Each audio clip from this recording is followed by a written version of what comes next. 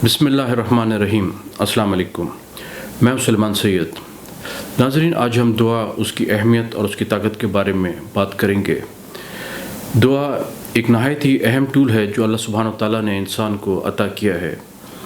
ये मुख्ल इबादत है। नबी करीम सल्लल्लाहु अलैहि वसल्लम ने फरमाया कि ये इबादत का निचोड़ है, उसका एसेंस है, उसकी बैकबोन है। हम में से अक्सर लोग ये सोचते हैं कि हम दुआ करते हैं लेकिन हमारी दुआ कबूल नहीं होती, जबकि अल्लाह सुब्हानहू तआला कुरान करीम में फरमाते हैं, वक़ाल रब्बुकुम उदूनी अस्तजिब लकुम इन्नल्लज़ीना यस्तकबिरून अन इबादती सयदखलून जहन्नम दाखिरीन।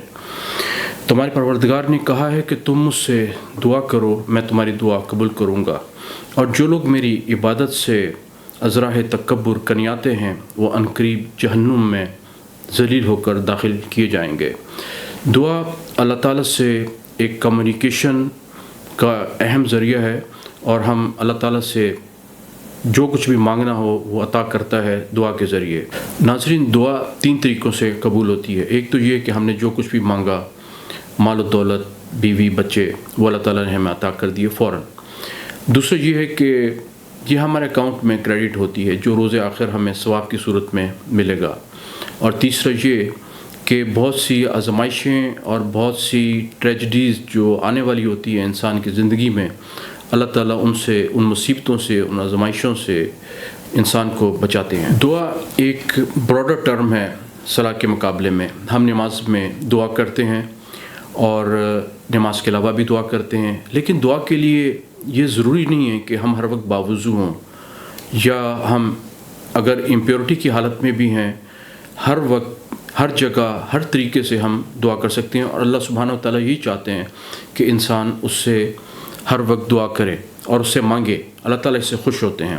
अल्लाह ताला फरमाते हैं, उदू रब्बकुम तदर्रुअन व खुफिया इन्नहु ला युहिब्बुल मुअतदीन, कि अल्लाह ताला से चुपके आजिज़ी के साथ दुआ मांगो, और अल्लाह ताला इतदाल से बढ़ने वालों को पसंद नहीं करता।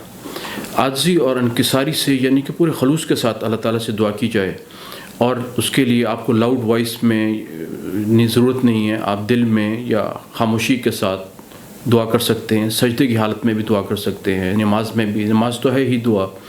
तो इस तरीके से दुआ जो है उसकी फ़जीलत अल्लाह ताला ने बयान फरमाई है।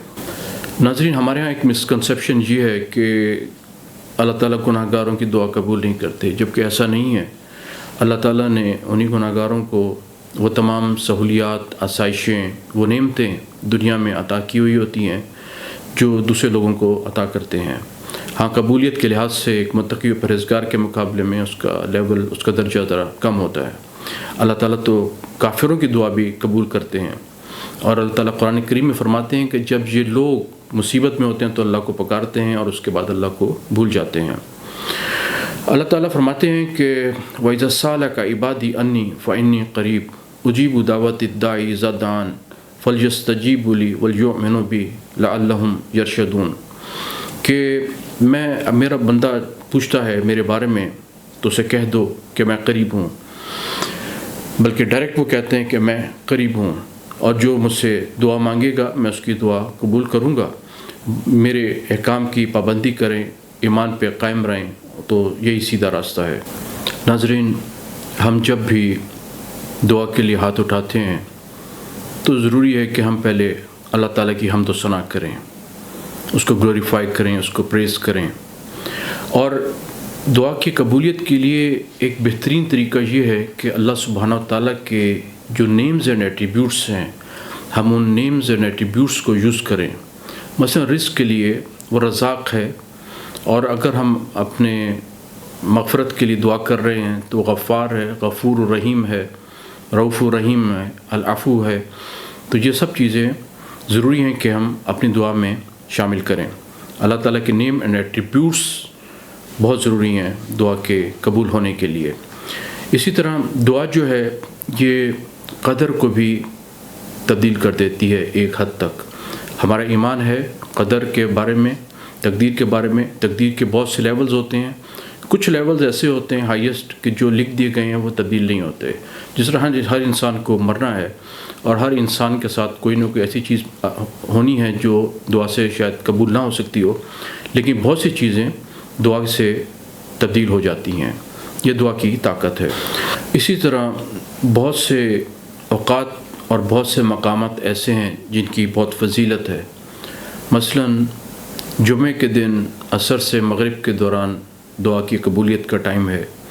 ہر روز ہر رات آخری تیسرے پہر میں رات کے اللہ تعالیٰ نچلے آسمان پہ آ جاتے ہیں اور انسان کی دعائیں قبول کرتے ہیں. نچلے آسمان پہ آنے سے مراد کہ وہ انسان کے قریب ہوتے ہیں اور دعا کی قبولیت کا وہ ایک ٹائم ہوتا ہے.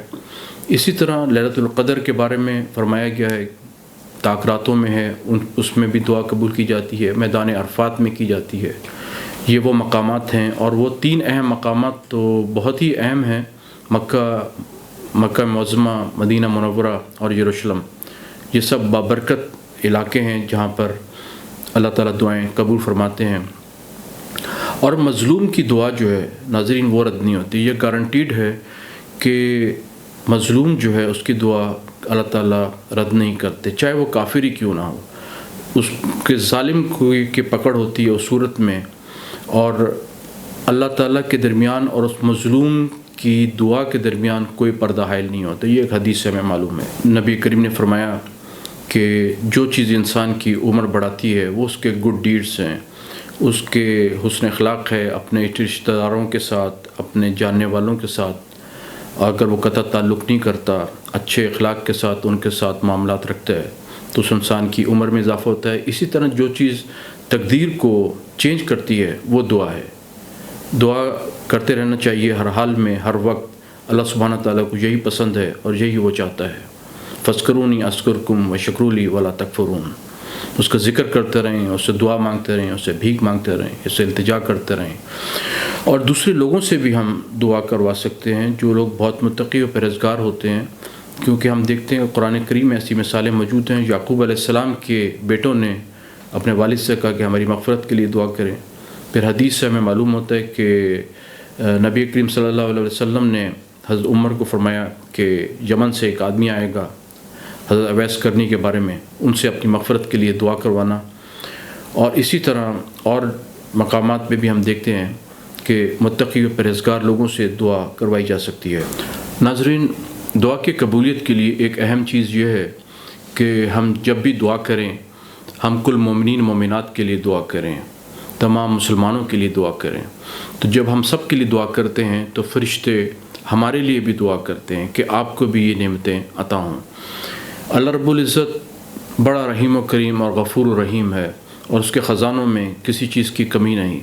دعا مانگنے میں کبھی بخل سے کام نہیں لینا چاہیے، اور کبھی بھی کوئی اسپیسیفک چیز مانگنے کی بجائے ہمیشہ اس سے بہتر چیز مانگی جائے، کیونکہ وہ ہر چیز دینے پہ قادر ہے. اور ہر وقت دعا کرنی چاہیے. ہم لوگوں میں بعض یہ ایک مسکنسیپشن ہے کہ ہم لوگ عام طور پہ دعا جب کرتے ہیں جب کوئی کلیمٹی یا کوئی ٹریجڈی وقوع پذیر ہو جاتی ہے. دعا کے چانسز اس وقت بڑھ جاتے ہیں جب آپ اس وقت بھی دعا کر رہے ہوتے ہیں جب آپ کے حالات اچھے ہوتے ہیں، آپ خوشی کی حالت میں ہوتے ہیں، نارمل سچویشن میں ہوتے ہیں.